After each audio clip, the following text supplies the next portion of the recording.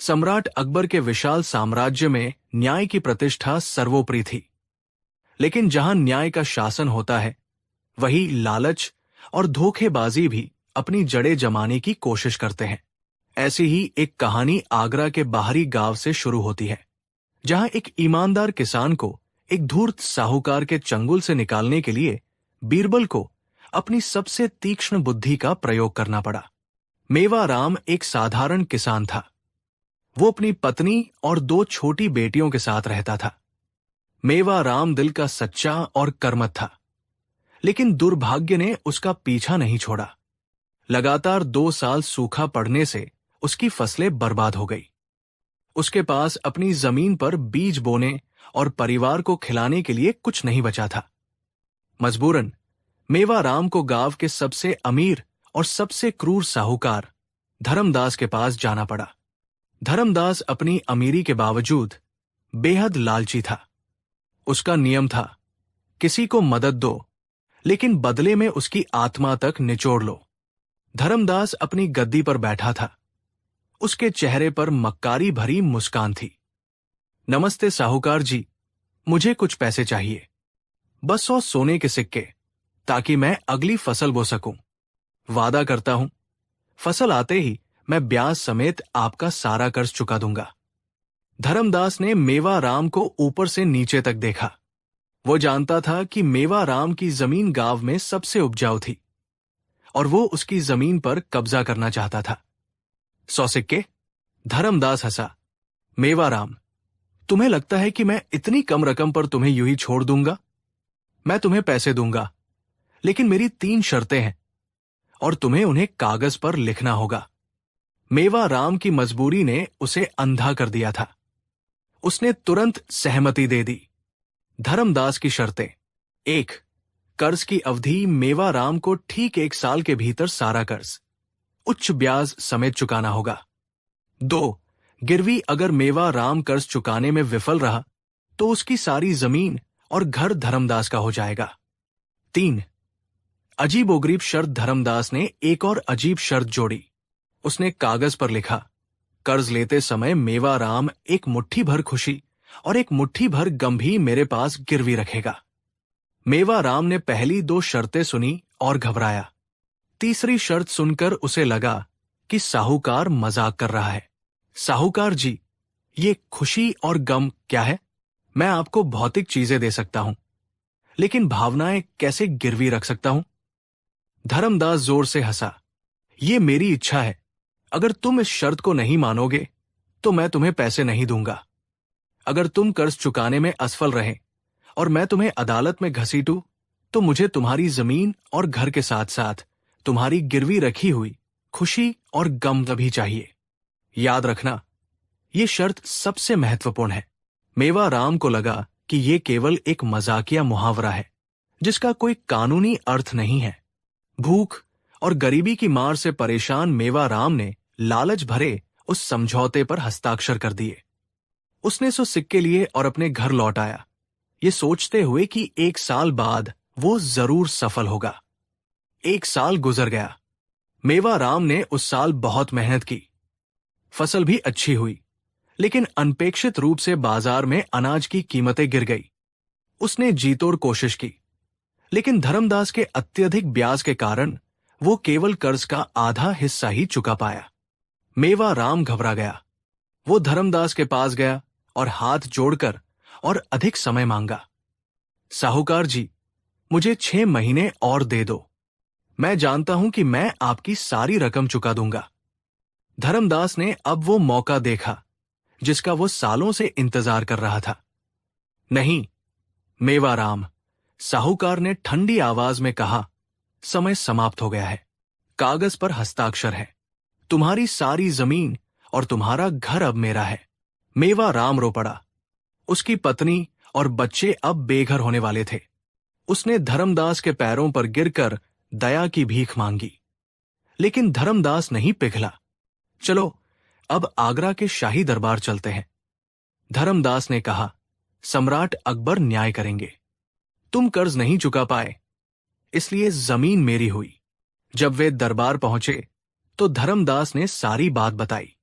उसने कागजात पेश किए और दावा किया कि मेवा राम कर्ज नहीं चुका पाया है।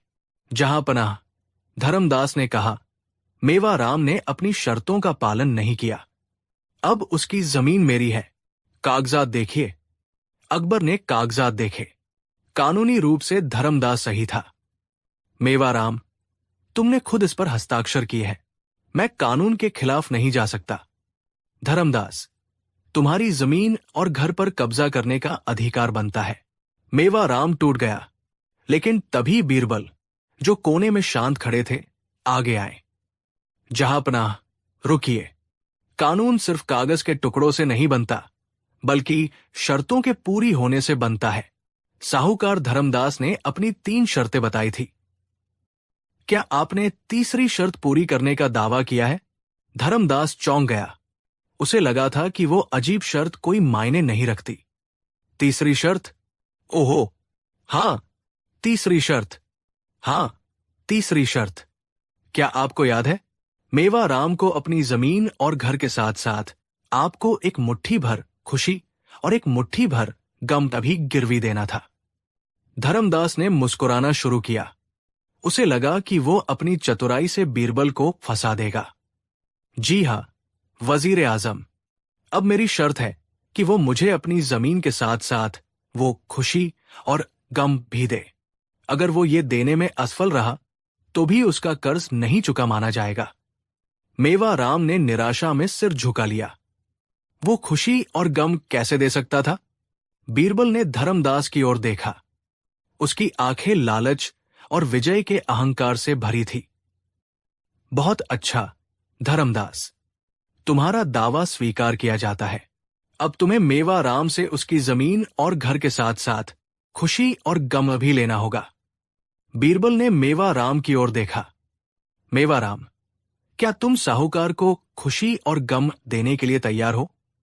महाराज, मैं उन्हें अपनी ईमानदारी और श्रम की खुशबू दे सकता हूं और अपने परिवार के बिछड़ने का गम दे सकता हूं, लेकिन मैं उसे किसी बर्तन में भरकर कैसे दूं? धर्मदास, चूंकि तुम एक व्यापारी हो, इसलिए तुम चीजों को सही मात्रा और सही रूप में लेना चाहोगे। क्या तुम ये खुशी और गम प्राप्त करने के लिए तैयार हो? हां, वजीर आजम, तो ठीक है। मुझे बताओ, तुम खुशी को किस चीज में लोगे? क्या तुम उसे सोने के घड़े में भरकर लोगे या चांदी के बक्से में? क्या तुम उसे तरल रूप में चाहते हो या ठोस रूप में? और हां, उसकी मात्रा भी बताओ, कितनी मुट्ठी भर? धर्मदास भौंचक्का रह गया। उसने कभी नहीं सोचा था कि कोई उससे ऐसी भावना की मात्रा या रूप पूछेगा। ये कैसी बात कर रहे हैं बीरबल? खुशी कोई चीज नहीं है जिसे घड़े में भरा जाए। ये तो एक भावना है।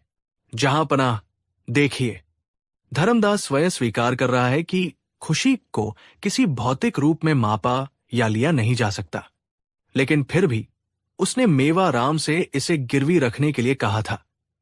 धर्मदास, तुम्हारी शर्त कहती है कि तुम एक मुट्ठी खुशी लोगे।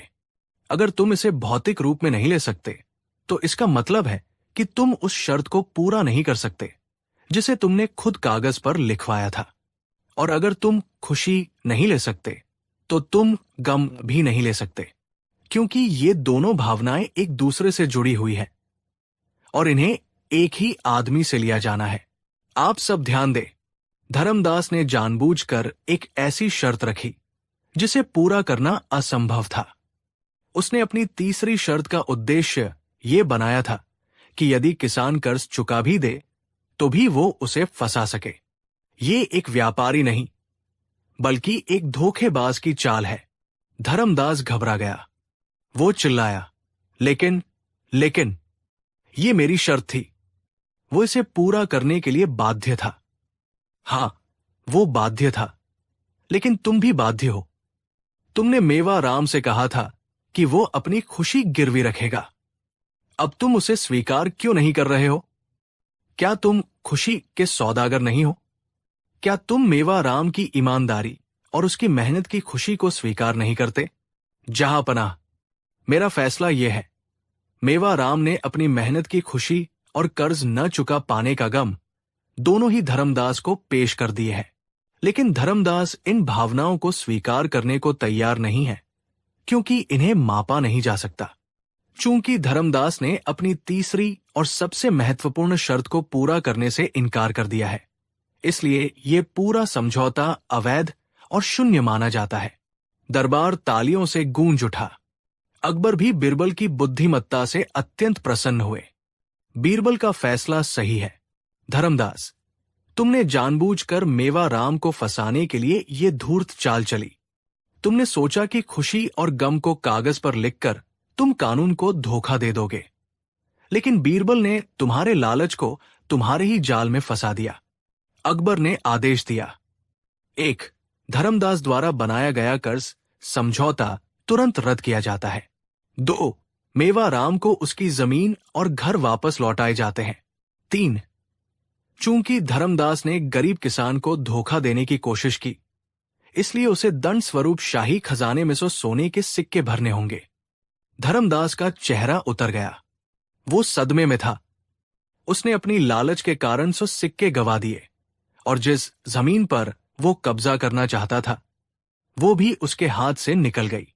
मेवा राम दौड़कर बीरबल के पैरों पर गिर गया। उसकी आंखों में अब खुशी के आंसू थे। वजीर आजम, आपने मेरी जान बचा ली। मेरे पास आपको देने के लिए कुछ नहीं है। मेवा राम, तुमने अपनी सबसे कीमती चीज, अपनी ईमानदारी, पहले ही गिरवी रख दी थी, और यही वो खुशी है जो किसी भी सोने के सिक्के से अधिक मूल्यवान है। बीरबल ने अंत में धर्मदास को सबक सिखाया। साहूकार धर्मदास, याद रखना, व्यापार में पैसा कमाया जाता है, लेकिन भावनाओं का सौदा नहीं किया जाता। खुशी और गम को खरीदने या गिरवी रखने की कोशिश मत करना। अब तुम जाओ और अपने लालच का दंड भुगतो। मेवा राम अपनी जमीन और अपने परिवार के साथ घर लौट आया। उसने उस साल और कड़ी मेहनत की और जल्द ही धर्मदास का बचा हुआ कर्ज भी लौटा दिया, लेकिन इस बार किसी कागजी शर्त के बिना। यह कहानी पूरे साम्राज्य में फैल गई और बीरबल की चतुराई और न्याय की मिसाल बन गई। लोगों ने जाना कि कानून के दावपेंच भी यदि बुद्धि और ईमानदारी से लड़े जाएं, तो बड़ी से बड़ी धूर्तता को भी हरा सकते हैं। अकबर ने फिर एक बार बीरबल को धन्यवाद दिया, जिनकी वजह से उनके दरबार में हमेशा सच्चा और त्वरित न्याय होता था। कहानी 2। सम्राट अकबर का दरबार अपने वैभव और बुद्धिमत्ता के लिए पूरे जहान में मशहूर था, और इसका श्रेय सबसे अधिक उनके प्रिय वजीर बीरबल को जाता था। लेकिन अकबर अपनी बुद्धि पर गर्व करने वाले राजा थे, और कभी कभी उन्हें बीरबल की बुद्धिमत्ता को चुनौती देने में मजा आता था। एक दिन दरबार भरा हुआ था।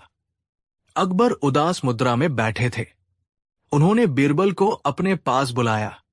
बीरबल, अकबर ने कहा, तुम हमेशा दावा करते हो कि तुम असंभव को भी संभव कर सकते हो।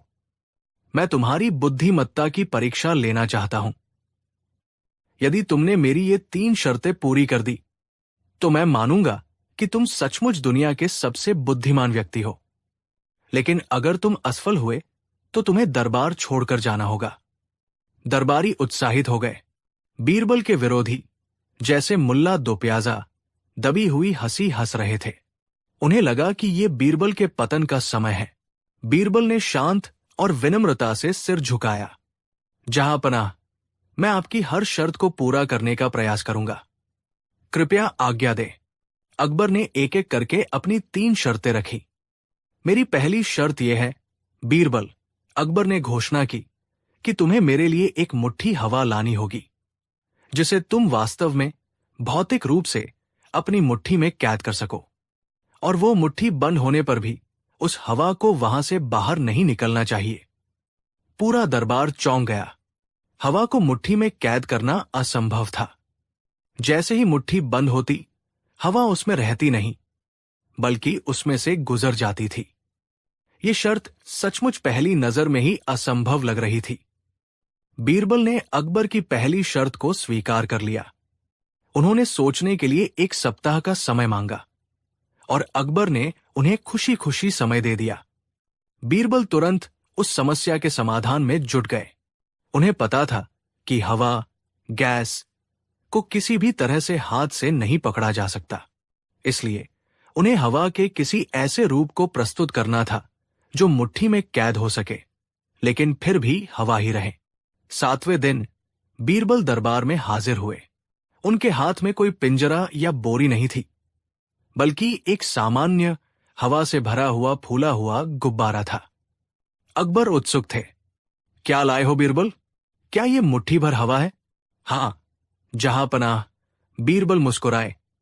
ये हवा ही है जिसे मैंने आपकी शर्त के अनुसार कैद कर लिया है। लेकिन ये तो गुब्बारा है। अकबर ने कहा, तुमने हवा को नहीं बल्कि गुब्बारे के रबर को कैद किया है। बीरबल ने विनम्रता से जवाब दिया, जहांपनाह, गुब्बारा सिर्फ एक माध्यम है। इसके अंदर क्या है? क्या ये हवा नहीं है? आपने कहा था कि मैं एक मुट्ठी हवा लाऊं जिसे मैं कैद कर सकूं। अब देखिए। बीरबल ने गुब्बारे को अपनी मुट्ठी में दबाया, लेकिन गुब्बारा इतना बड़ा था कि मुट्ठी में पूरी तरह से बंद नहीं हो सकता था। यह गुब्बारा बहुत बड़ा है बीरबल, अकबर ने कहा। माफ करे जहांपनाह। बीरबल ने तुरंत गुब्बारे को थोड़ा फुलाकर और छोटा किया। अब देखिए। बीरबल ने गुब्बारे को अपनी मुट्ठी में कसकर दबाया। गुब्बारा मुट्ठी के आकार में संकुचित हो गया। अब मेरी मुट्ठी पूरी तरह बंद है, बीरबल ने घोषणा की। और इसके अंदर क्या है? शुद्ध हवा।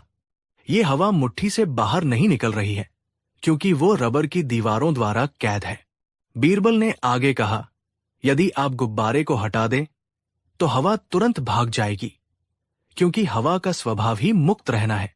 मैंने सिर्फ एक ऐसा माध्यम चुना है जिसने हवा को मुट्ठी के भीतर और मुट्ठी के नियंत्रण में रखा है। यदि कोई हवा को भौतिक रूप से कैद कर सकता है तो उसे किसी बाहरी आवरण की आवश्यकता होगी। और ये गुब्बारा जो हवा को मुट्ठी में कैद कर रहा है, आपकी शर्त को पूरी तरह से पूरा करता है। बीरबल के तर्क की गहराई से दरबारियों को आश्चर्य हुआ। बीरबल ने एक बार फिर असंभव को तर्क की कसौटी पर संभव सिद्ध कर दिया। अकबर हंस पड़े। बहुत खूब बीरबल, तुमने अपनी बुद्धिमत्ता से मेरी शर्त को हास्य में बदल दिया। अब मेरी दूसरी शर्त सुनो। मेरी दूसरी शर्त, अकबर ने कहा, यह है कि तुम्हें मेरे लिए स्वर्ग से बना हुआ भोजन लाना होगा। वो भोजन ऐसा होना चाहिए जो न तो धरती पर उगाया गया हो और न ही धरती पर मौजूद किसी चीज से बनाया गया हो। वो पूरी तरह से दिव्य और स्वर्गीय होना चाहिए। ये शर्त पहली वाली से भी ज्यादा मुश्किल थी। भला कोई स्वर्ग से भोजन कैसे ला सकता है? मुल्ला दोप्याजा ने फुसफुसाते हुए कहा। अब आया ऊंट पहाड़ के नीचे। स्वर्ग का भोजन? अब कहा जाएगा, ये मूर्ख बीरबल। बीरबल ने विनम्रता से ये शर्त भी स्वीकार कर ली। उन्होंने फिर से 7 दिन का समय मांगा। बीरबल ने दूसरी शर्त के लिए कोई बड़ा जुलूस या प्रदर्शन नहीं किया। इसके बजाय उन्होंने शाही रसोई के प्रमुख को गुप्त रूप से एक काम सौंपा और खुद शांत होकर बैठ गए। 7वें दिन बीरबल दरबार में आए। उनके हाथ में एक बड़ा सुंदर चांदी का थाल था, जिस पर एक मखमली कपड़ा ढका हुआ था। बीरबल ने थाल अकबर के सामने रखा। जहांपनाह, ये लीजिए आपका स्वर्गीय भोजन। अकबर ने उत्सुकता से कपड़ा हटाया। थाल में कुछ भी दिखाई नहीं दिया। वो पूरी तरह खाली था। अकबर ने भौहें चढ़ाई। बीरबल, ये क्या मजाक है? तुमने मेरे लिए एक खाली थाल पेश किया है। क्या तुम मुझे भूखा मारना चाहते हो? नहीं जहांपनाह, बीरबल ने गंभीर स्वर में कहा, यह स्वर्गीय भोजन है। ये वो भोजन है जिसकी मांग आपने की थी। लेकिन मुझे इसमें कुछ दिखाई नहीं दे रहा है। यही तो इसका रहस्य है, बीरबल ने समझाया। आपने कहा था कि भोजन ऐसा होना चाहिए जो न तो धरती पर उगाया गया हो और न ही धरती की किसी चीज से बना हो। जहांपनाह, धरती पर जो भी मौजूद है, अनाज, फल, मसाले, दूध, वो सब इस धरती की मिट्टी से आया है। बीरबल ने आगे कहा, एकमात्र चीज जो धरती पर मौजूद नहीं है वो है ताजी हवा। ये हवा पृथ्वी के वायुमंडल से ऊपर, अनंत अंतरिक्ष और संभवतः स्वर्ग से आती है। ये हवा न तो उगाई जाती है और न ही पकाई जाती है। ये हवा एकदम शुद्ध और दिव्य है। और ये खाली थाल? अकबर ने पूछा। जहां पनाह, ये थाल हवा से भरा है। आप इसे सूंघ कर देखिए। ये वो भोजन है जो जीवन देता है, जो हमें श्वास लेने में मदद करता है। इस हवा के बिना धरती का सबसे स्वादिष्ट भोजन भी व्यर्थ है। क्या स्वर्ग में हवा नहीं होगी? निश्चित रूप से होगी। और क्या ये हवा हमारे शरीर के लिए भोजन से कम है? नहीं, ये सबसे आवश्यक भोजन है। इस प्रकार मैंने आपके लिए शुद्ध, अदृश्य और स्वर्गीय भोजन पेश किया है। बीरबल की बुद्धिमत्ता ने एक बार फिर तर्कों की दीवार खड़ी कर दी थी। अकबर को यह मानना पड़ा कि बीरबल ने उनकी शर्त के हर पहलू को पूरा किया था। यह भोजन न तो उगाया गया था, नहीं ये धरती की किसी चीज से बना था, और ये जीवन के लिए आवश्यक था। अद्भुत, अद्भुत! अकबर मुस्कुराए। बीरबल, तुम सचमुच हर असंभव शर्त का जवाब एक तर्क में छिपा लेते हो। मैं संतुष्ट हूं। अब मेरी तीसरी और अंतिम शर्त सुनो। अकबर ने अपनी तीसरी शर्त रखी, जो पिछली दोनों से अधिक दार्शनिक और पेचीदा थी। बीरबल, मेरी तीसरी शर्त सुनो। तुम्हें मुझे एक ऐसी चीज बतानी होगी जिसमें आधा सुख और आधा दुख हो। ये ऐसी चीज होनी चाहिए जिसका अनुभव हर मनुष्य ने किया हो। अगर तुम इस शर्त को पूरा कर देते हो तो तुम दुनिया के सबसे बुद्धिमान व्यक्ति घोषित किए जाओगे। ये शर्त किसी भौतिक चीज के बारे में नहीं थी, बल्कि मानव अनुभव, भावना और दर्शन पर आधारित थी। मुल्ला दो प्याजा और अन्य दरबारी अब खुद को भी खुजलाने लगे। आधी खुशी और आधा गम जो हर इंसान को हो, ये क्या हो सकता है? बीरबल ने कुछ देर सोचा।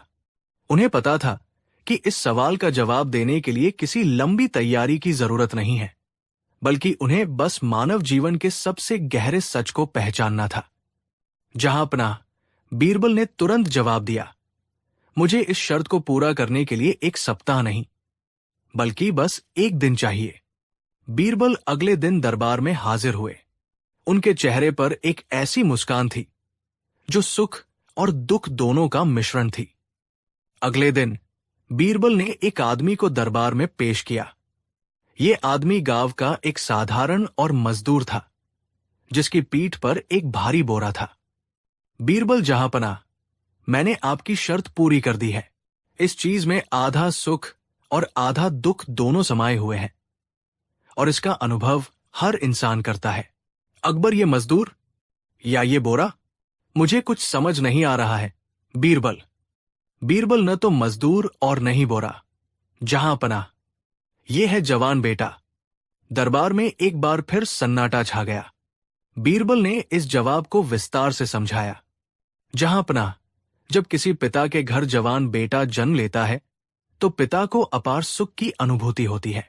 वो पीढ़ी आगे बढ़ाने वाला, नाम रोशन करने वाला और बुढ़ापे का सहारा होता है। ये आधा सुख है। बीरबल रुके और फिर उन्होंने अपनी आवाज में थोड़ा दुख का भाव भरा। लेकिन उसी जवान बेटे के साथ आधा दुख भी जुड़ा होता है।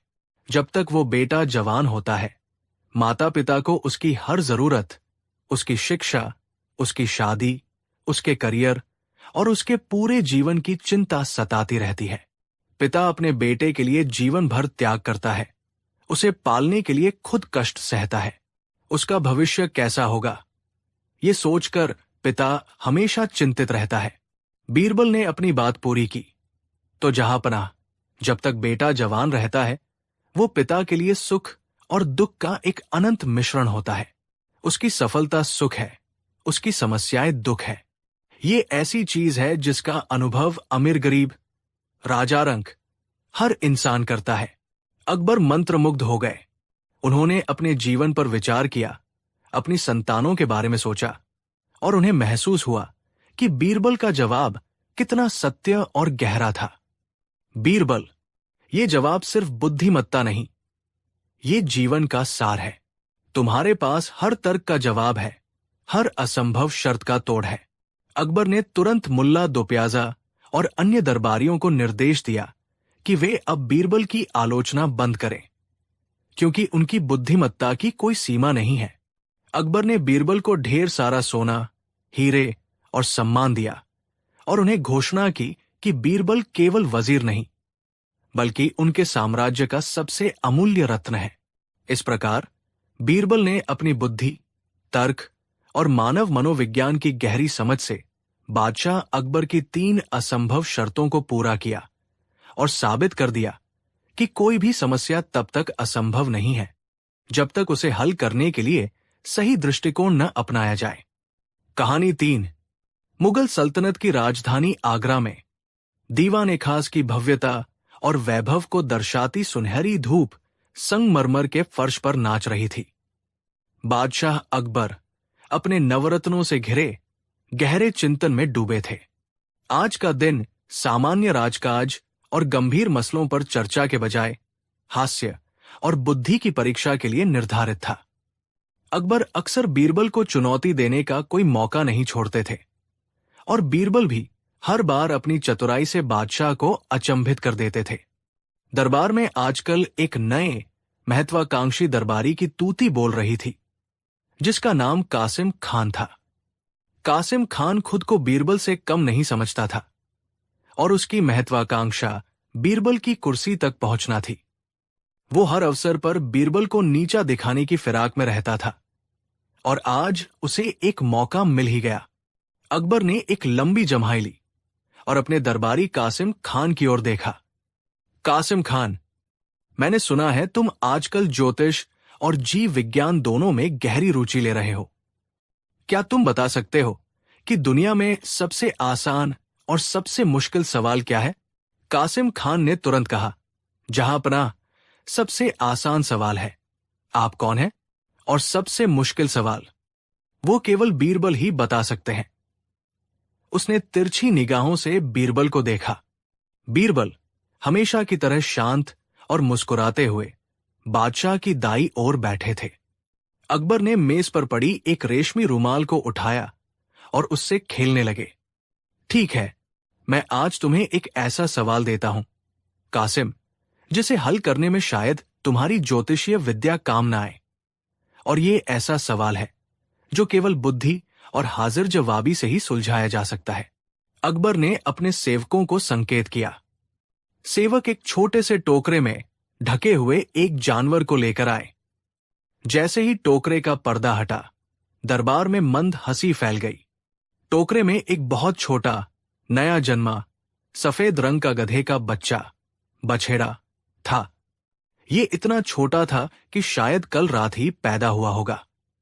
अकबर ने एक गंभीर मुद्रा धारण कर ली, जबकि उनकी आंखों में शैतानी चमक थी। बीरबल, तुम हमेशा असंभव को संभव बनाते हो। तुम्हारी बुद्धिमत्ता की कस्में खाई जाती है। मैं तुम्हें ये चुनौती देता हूं। ये बछेड़ा कल रात मेरे शाही अस्तबल के बाहर मिला है। ये भटक गया था, पर इसका कोई मालिक नहीं मिला। तुम्हें यह पता लगाना है कि अकबर ने रुककर नाटक किया ताकि पूरी अदालत में सन्नाटा छा जाए। इस गधे के बच्चे का असली बाप कौन है? पूरे दरबार में हंसी की लहर दौड़ गई, लेकिन बीरबल को छोड़कर गधे के बाप का पता लगाना यह न सिर्फ असंभव था, बल्कि अपमानजनक भी था। कौन सा राजा अपने मंत्री को यह तुच्छ कार्य सौंपता? कासिम खान अपनी हंसी नहीं रोक पाया। माफ करना जहांपनाह, लगता है बीरबल की बुद्धि अब केवल गधों के रिश्ते खोजने तक ही सीमित रह जाएगी। बीरबल ने कासिम खान की ओर देखा और मुस्कुराकर बादशाह से कहा, जहांपनाह, यह सवाल मुश्किल नहीं है, बल्कि ये एक शाही सवाल है, क्योंकि इसका संबंध जीव विज्ञान, भूगोल और शाही सम्मान तीनों से है। इस बछेड़े का पिता कौन है, ये जानने के लिए मुझे केवल पशु विज्ञान की नहीं, बल्कि उस पिता के ठिकाने की भी तलाश करनी होगी। मैं ये चुनौती स्वीकार करता हूं, लेकिन चूंकि ये मामला अत्यंत जटिल है, इसलिए मुझे पूरी पड़ताल के लिए 15 दिन का समय चाहिए। अकबर ने हामी भर दी। ठीक है बीरबल, तुम्हें 15 दिन मिलते हैं। यदि तुम 15 दिनों में इस गधे के असली बाप का पता लगा लेते हो, तो तुम्हें ज्ञान का सागर का खिताब दिया जाएगा। यदि तुम विफल होते हो, अकबर ने जोर दिया, तो तुम्हें यह स्वीकार करना होगा कि कासिम खान की बुद्धि तुमसे श्रेष्ठ है। बीरबल ने उस छोटे से गधे के बच्चे को देखा जो अब जोर से रेंक रहा था। आपके हुक्म सर आंखों पर, जहां पनाह। मैं जल्द ही उत्तर लेकर हाजिर होऊंगा। बीरबल ने वो बछेड़ा लिया और उसे अपने घर ले आए। उनके घर के सभी सेवक, यहां तक कि उनकी पत्नी भी इस अजीबोगरीब जिम्मेदारी पर हैरान थे। बीरबल ने बछेड़े की देखभाल के लिए एक विशेष सेवक नियुक्त किया, जिसे निर्देश दिया गया कि वो उसे सिर्फ सबसे अच्छी घास और दूध पिलाए। बीरबल ने अगले कुछ दिन दरबार में बिताने के बजाय एक गुप्त अभियान शुरू कर दिया। बीरबल ने पहले 3 दिन आगरा के मुख्य बाजार, अस्तबलों और चारागाहों में बिताए। उन्होंने कोई साधारण पूछताछ नहीं की। उन्होंने 2 बेहद नाटकीय और मजेदार काम किए। पहला काम, बीरबल ने शहर के सभी गधों के लिए एक शाही भोज का आयोजन करवाया। उन्होंने ऐलान करवाया कि बादशाह अकबर के विशेष आदेश पर सभी गधों को उनकी मेहनत और वफादारी के लिए शाही दावत दी जाएगी। ये खबर सुनकर पूरा शहर हैरान रह गया। गधे एक एक करके शहर के किनारे एकत्र किए गए। बीरबल ने उन्हें सबसे उत्तम चारा, पानी और जौ खिलाया। इस दौरान बीरबल स्वयं एक ऊंचे टीले पर खड़े रहे और हाथ में एक लंबी चांदी की छड़ी पकड़े रहे। कासिम खान ने जब यह सुना तो वो दरबार में जाकर हंसने लगा। जहां पनाह, बीरबल गधों का सर्वेक्षण कर रहे हैं। शायद वो उम्मीद कर रहे हैं कि भोजन करने के बाद कोई गधा खड़ा होगा और कहेगा, हां, मैं हूं इसका बाप। अकबर ने भी मुस्कुराते हुए कहा, चुप रहो कासिम। बीरबल का हर काम अर्थपूर्ण होता है, भले ही वो हमें मूर्खतापूर्ण लगे। बीरबल ने देखा कि भोज के दौरान सभी गधे अपने अपने काम में लगे रहे।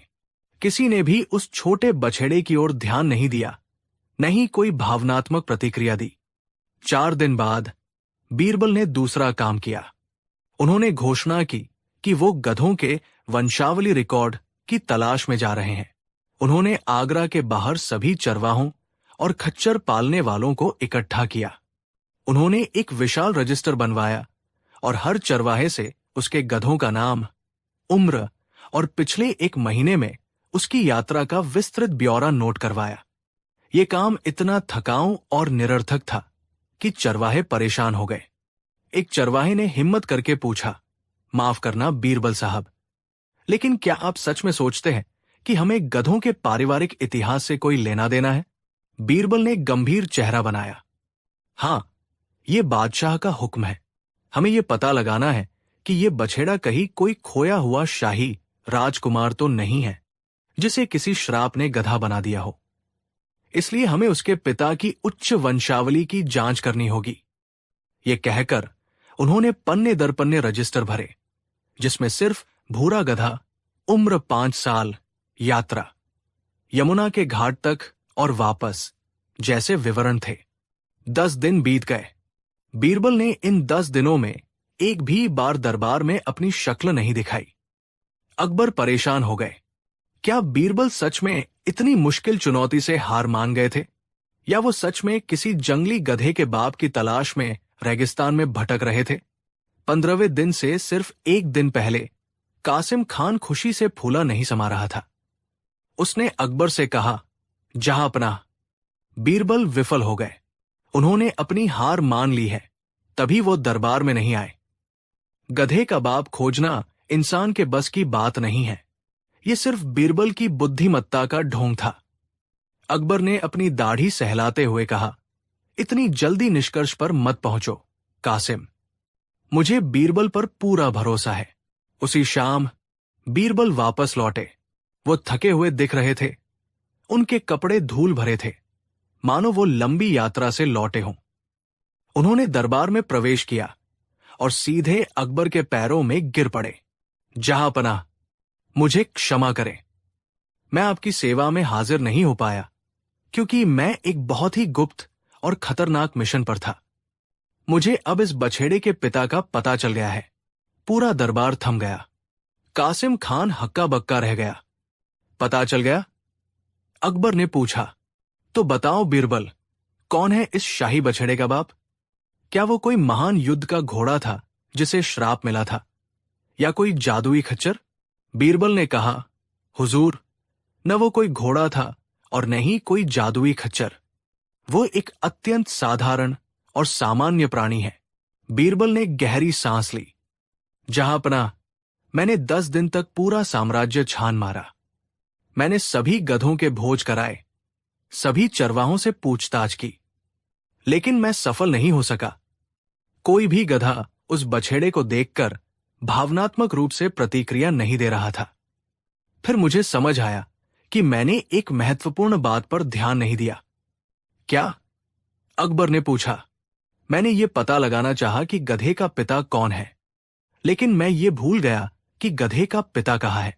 मैंने अपने ज्योतिषियों और ज्ञानियों से सलाह ली और उन्होंने मुझे एक अद्भुत उपाय बताया।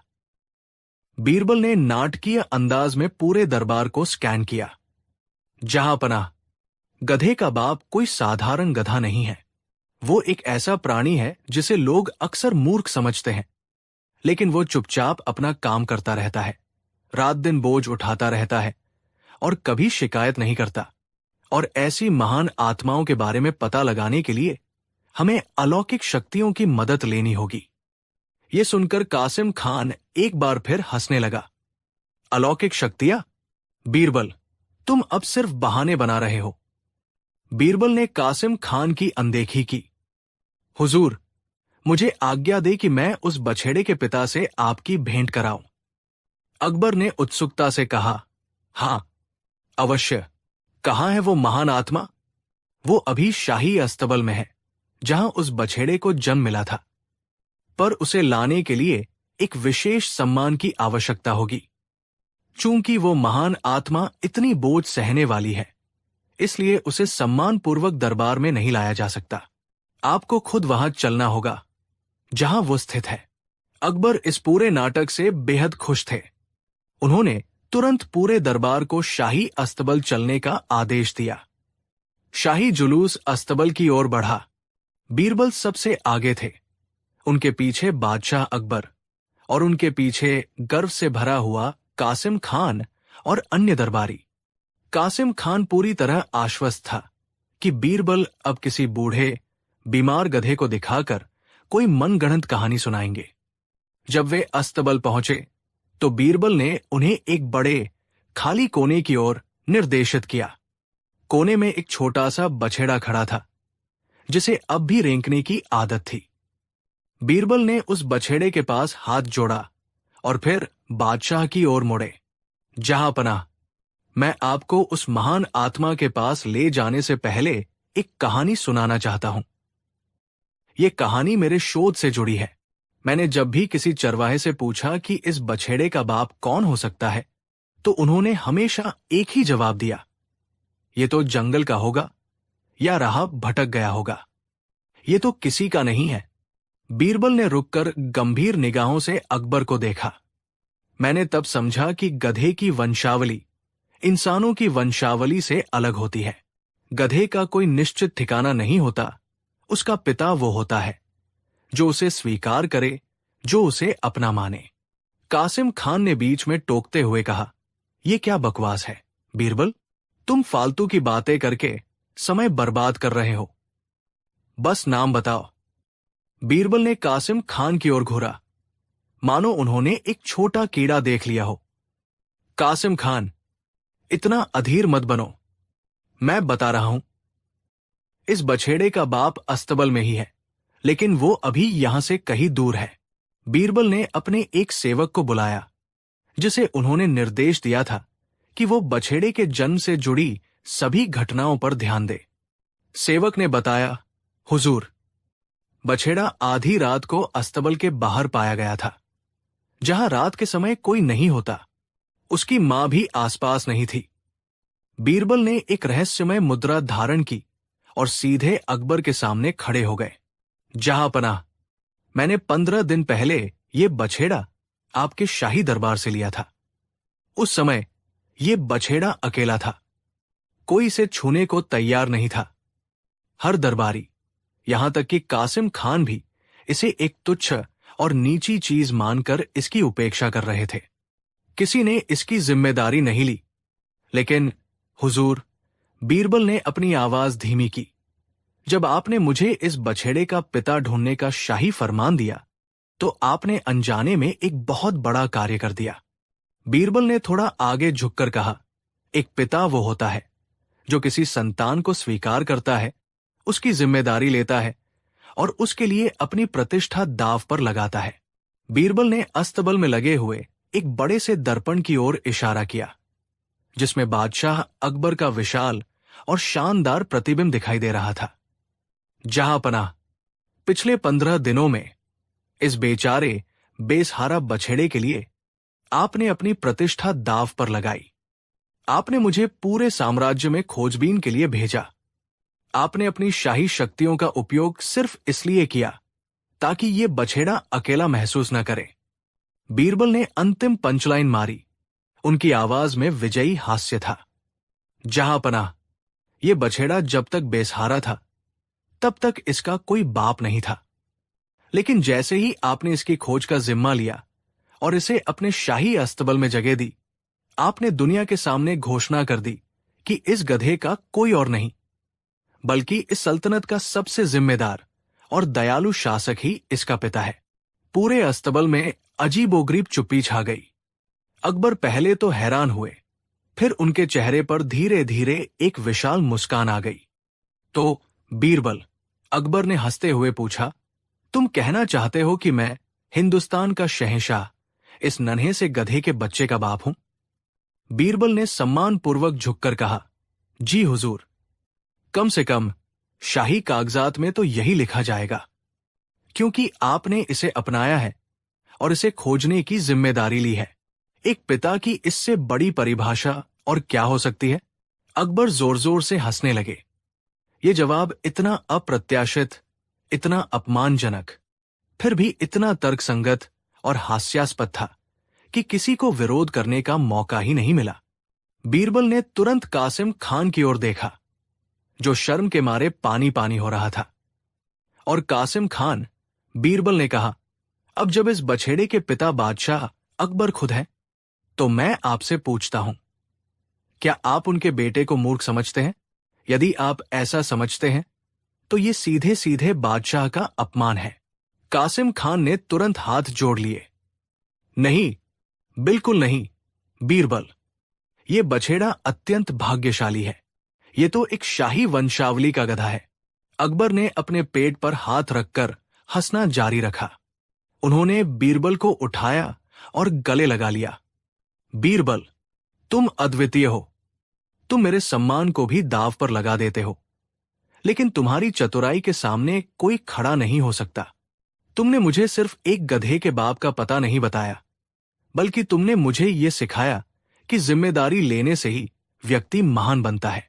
अकबर ने फौरन आदेश दिया कि उस छोटे बछेड़े को शाही अस्तबल में विशेष सम्मान दिया जाए और उसे शाही बछेड़ा द रॉयल फोल नाम दिया जाए।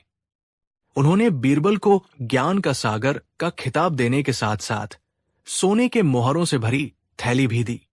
कासिम खान को सबक सिखाने के लिए अकबर ने बीरबल से पूछा, अब इस कासिम खान का क्या किया जाए, जो इतना आश्वस्त था कि तुम विफल हो जाओगे?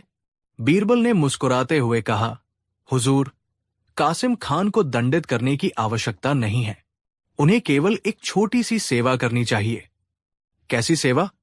चूंकि वो बीरबल की बुद्धिमत्ता को चुनौती दे रहा था, इसलिए उसे बीरबल की पदवी का महत्व समझना होगा।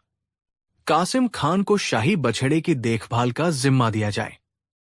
वो अगले 1 महीने तक रोज सुबह, दोपहर और शाम इस शाही बछड़े को अपने हाथों से खिलाएगा और शाही वंशावली के गधे का इतिहास लिखकर पूरे दरबार में सुनाएगा।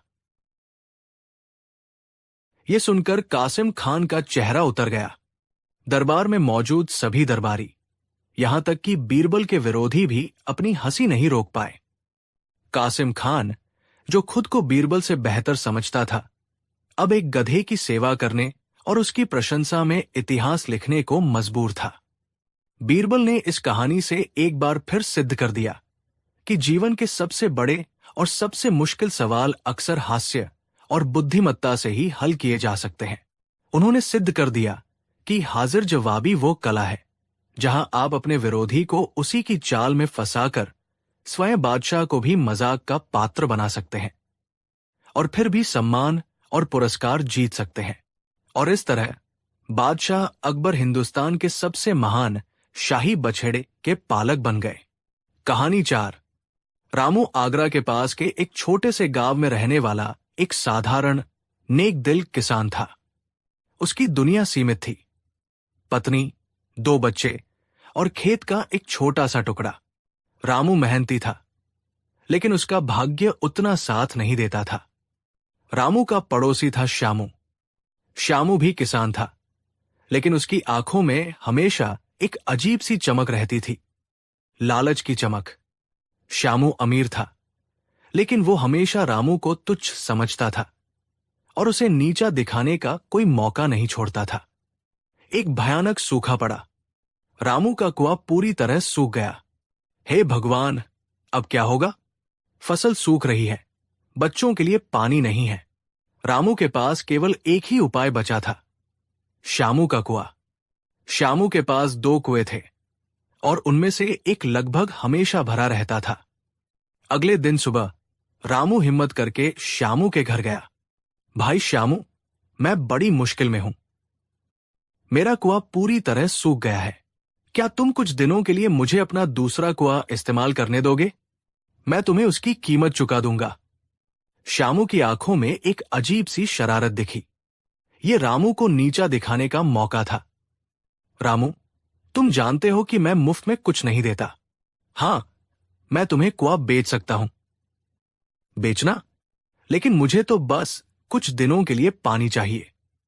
हां, बेचना। कुआं मेरा है, पानी तुम्हारा। अगर तुम कुआं ही खरीद लो तो सारी समस्या हल। लेकिन सुनो, मैं तुम्हें सिर्फ कुआं बेचूंगा, उसके अंदर का पानी नहीं। ये कैसी अजीब शर्त थी? रामू ने सोचा, कुआं खरीदकर पानी कैसे नहीं खरीद सकता? मुझे तुम्हारी बात समझ नहीं आई। श्यामू, सीधा सा गणित है। कुएं की दीवारें, पत्थर और जमीन का छेद वो तुम्हारा होगा, लेकिन जो पानी अभी उसमें है वो मेरा है। तुम्हें कुआं खाली करना होगा या मेरे पानी को इस्तेमाल करने के लिए अलग से किराया देना होगा। ये सरासर बेवकूफी थी, लेकिन रामू बेबस था। अपनी फसल और परिवार को बचाने के लिए उसने भारी मन से शर्त मान ली।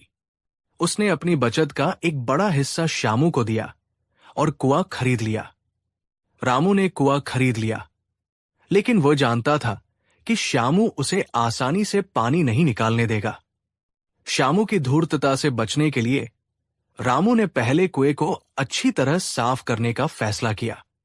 कुआं काफी गहरा था। रामू ने रस्सी बांधी और फावड़ा लेकर नीचे उतरा। उसने कई घंटे मिट्टी, काई और पत्थर निकाले। जैसे ही वो कुएं के बिल्कुल तल पर पहुंचा, उसका फावड़ा किसी कठोर धातु जैसी चीज से टकराया। ये क्या है? कोई बड़ा पत्थर?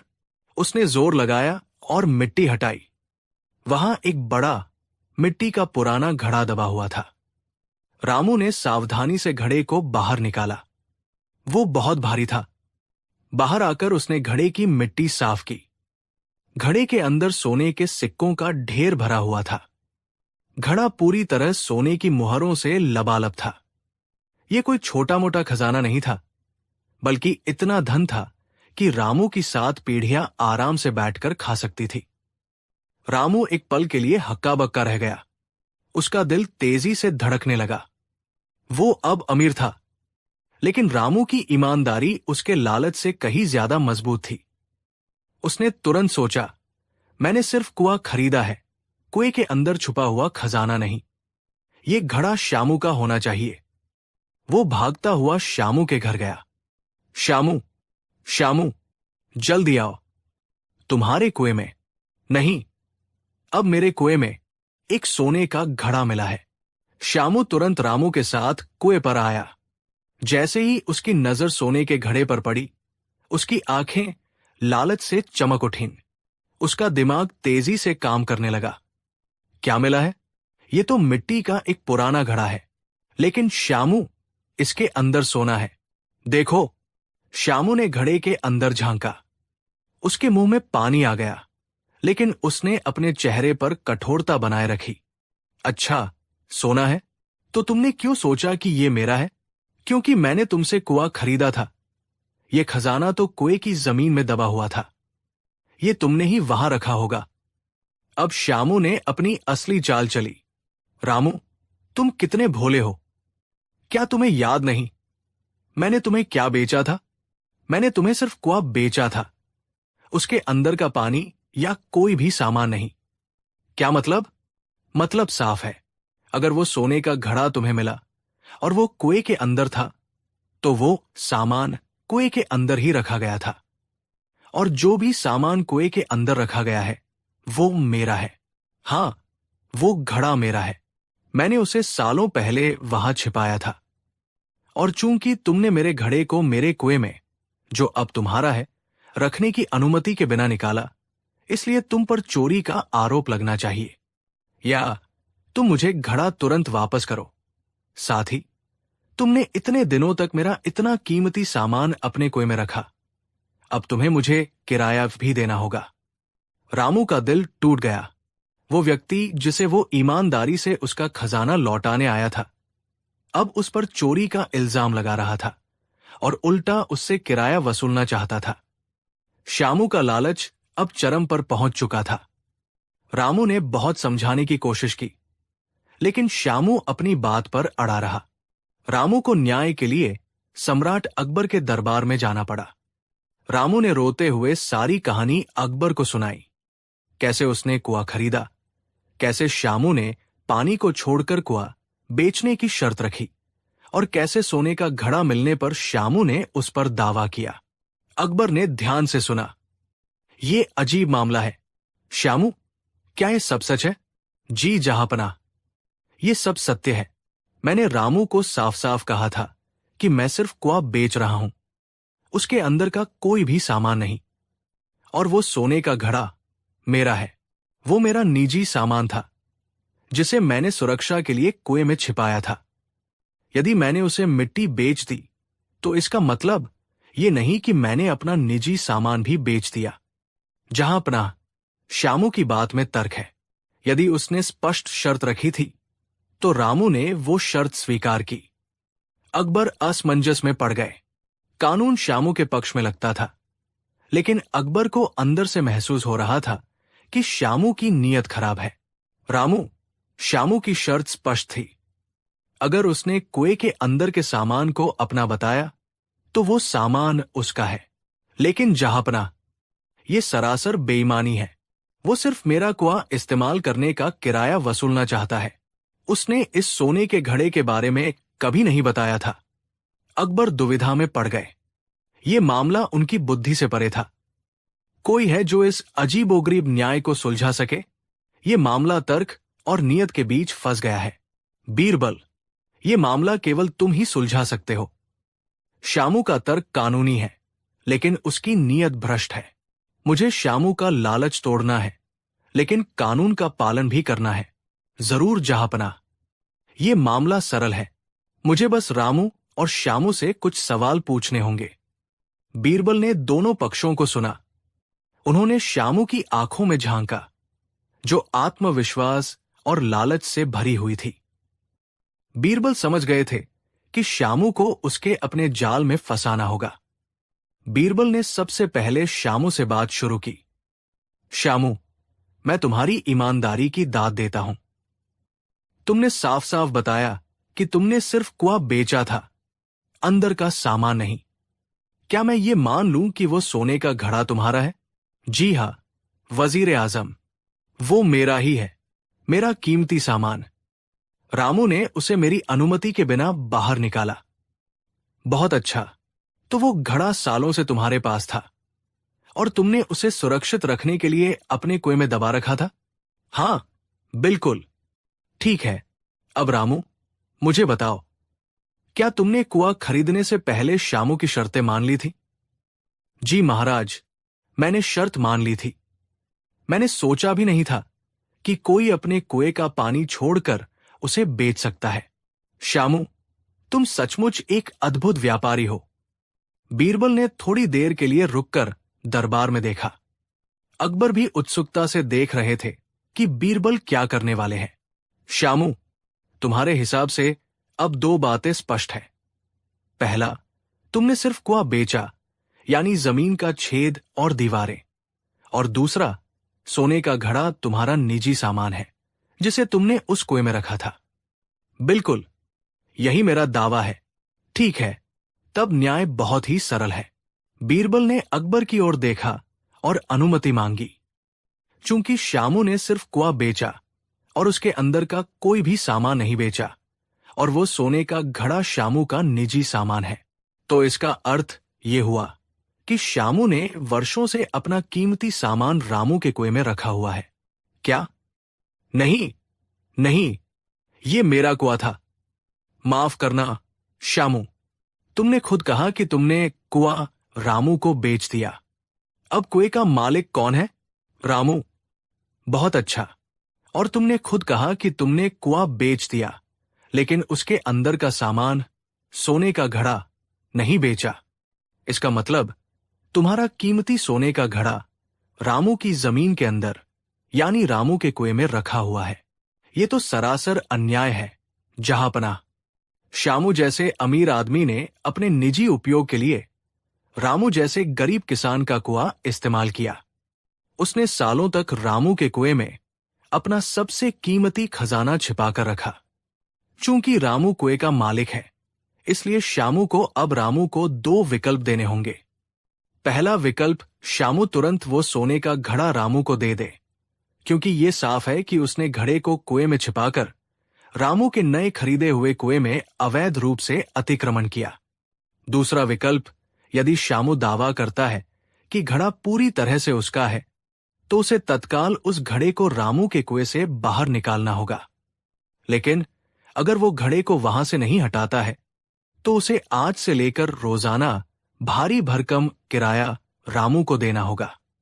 ये किराया उस कीमती सोने के घड़े को रामू के कुएं में सुरक्षित रखने के लिए होगा। और चूंकि ये शाही खजाना है, इसलिए किराया भी शाही दरों पर होगा। श्यामू जड़वत खड़ा रह गया। उसने रामू को फंसाने के लिए कुआं बेचा, सामान नहीं की चाल चली थी, और अब बीरबल ने उसी चाल को उसके खिलाफ इस्तेमाल कर दिया था। लेकिन अगर मैं घड़े को बाहर निकालता हूं, तो मुझे उसे कहां रखना होगा? यह तुम्हारी समस्या है श्यामू। तुमने अपना सामान रखने के लिए रामू की संपत्ति का उपयोग किया। अब तुम या तो अपना सामान रामू को सौंप दो, या उसे तुरंत वहां से हटाओ और आज तक का सारा किराया चुकाओ। अगर तुमने एक भी दिन देरी की, तो तुम्हारा सारा धन राजकोष में जब्त कर लिया जाएगा, क्योंकि तुमने शाही खजाने को गैरकानूनी तरीके से छिपाया था। श्यामू का चेहरा उतर चुका था। उसे समझ आ गया था कि लालच में आकर उसने कितनी बड़ी गलती कर दी थी। वो चुपचाप खड़ा रहा। अकबर अब सिंहासन से उठे। श्यामू, तुमने अपनी लालच के कारण एक ईमानदार व्यक्ति को ठगने की कोशिश की। तुम्हारी नीयत खराब थी। तुम्हारी शर्त, जो तुमने सोचा था कि तुम्हें लाभ देगी, आज तुम्हारे पतन का कारण बनी है। अकबर ने फैसला सुनाया। 1. सोने का घड़ा ईमानदारी का प्रतीक है, इसलिए वो रामू को दिया जाता है। 2. रामू ने जो पैसा कुआं खरीदने के लिए श्यामू को दिया था, वो भी उसे वापस लौटाया जाएगा। 3. श्यामू को अपनी धूर्तता और लालच के लिए दरबार में सबके सामने माफी मांगनी होगी। श्यामू के पास अब कोई विकल्प नहीं था। उसका लालच उसे ले डूबा था। उसने अपना कुआं भी खो दिया, कुआं बेचने के लिए मिला पैसा भी खो दिया, और सबसे बड़ी बात, जिस सोने के घड़े पर उसने दावा किया था, वो भी ईमानदारी के हाथों चला गया। बीरबल ने रामू को सलाह दी कि वो इस धन का उपयोग गांव के अन्य सूखे कुओं को गहरा करने और सभी को पानी उपलब्ध कराने में करे। रामू ने खुशी खुशी ये नेक काम स्वीकार किया। बीरबल, तुमने फिर साबित कर दिया कि कानूनी दावपेंच भी ईमानदारी के सामने नहीं टिकते। जहां अपना मैंने केवल शामू के अपने ही तर्क को अंतिम निष्कर्ष तक पहुंचाया। लालच एक ऐसा अंधा कुआं है जिसमें व्यक्ति गिरता तो सोने की तलाश में है, लेकिन पाता केवल बदनामी और नुकसान है। दोस्तों, अकबर और बीरबल की यह कहानी हमें सिखाती है कि लालच कितना भी बड़ा क्यों न हो, ईमानदारी हमेशा जीतती है। शामू ने कुएं के पानी पर किराया वसूलना चाहा, लेकिन अंत में बीरबल ने उसे अपने ही घड़े पर किराया चुकाने की स्थिति में लाकर खड़ा कर दिया। सच्चाई और समझदारी किसी भी सोने के घड़े से ज्यादा कीमती है। कहानी 5। बादशाह अकबर का दरबार हमेशा ज्ञान, कला और बुद्धिमत्ता का केंद्र रहा था। उनके नवरत्नों में सबसे चमकदार सितारा बीरबल थे, जिनकी हाजिर जवाबी और तर्क शक्ति का कोई सानी नहीं था। बीरबल न केवल अकबर के सलाहकार थे, बल्कि उनके सबसे अच्छे मित्र भी थे, जिन्हें अकबर बुद्धि का सागर कहकर पुकारते थे। लेकिन जहां प्रशंसा होती है, वहां ईर्ष्या का जन्म होना भी स्वाभाविक है। दरबार में एक ऐसा दरबारी था जिसकी रातों की नींद और दिनों का चैन बीरबल की बढ़ती लोकप्रियता ने छीन लिया था। उसका नाम था मीर जाफर। मीर जाफर एक पुरानी रियासत के खानदानी वजीर का बेटा था। वो अच्छा पढ़ा लिखा था, शाही शिष्टाचार में माहिर था और उसकी वाणी भी मधुर थी। मीर जाफर खुद को बुद्धिमान और अनुभवी मानता था। उसे लगता था कि एक साधारण ब्राह्मण जो कभी गाना गाता था और कविताएं लिखता था, वो बादशाह के इतने करीब कैसे हो सकता है। मीर जाफर मानता था कि असली वजीरी और बुद्धिमत्ता उसके खून में है, जबकि बीरबल केवल शब्दों का खेल जानता है। मीर जाफर का उद्देश्य केवल एक था, बीरबल को नीचा दिखाना और उनकी जगह लेना।